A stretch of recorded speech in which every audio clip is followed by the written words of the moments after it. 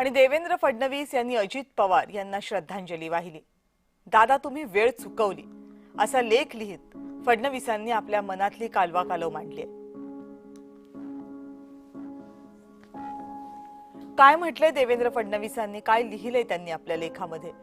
विमान अपघाताची बातमी कानावर आली तेव्हा सुद्धा इतकं काही विपरीत घडेल असं वाटलं नव्हतं। कोणत्याही बातमीवर विश्वास ठेवायला मन धजावत नव्हतं, पण अखेर ती वाईट बातमी आलीच।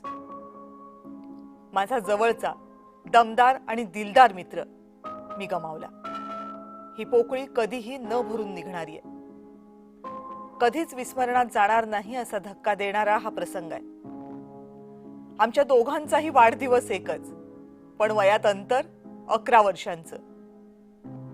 त्या अर्थानेही माझ्या लेखी ते दादाच।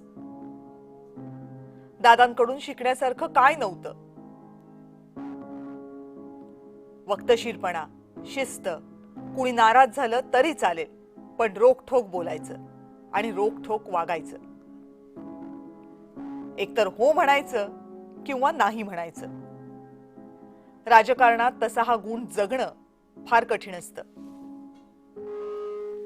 पण दादा आतून बाहेरून एकच। दोन चेहरे त्यांनी कधी ठेवलेच नाहीत। कधीच वेळ न चुकवणारे दादा, यावेळी मात्र तुम्ही वेळ चुकवली। दादा ही खंत कायम राहील की तुम्ही अकाली एक्झिट घेतली।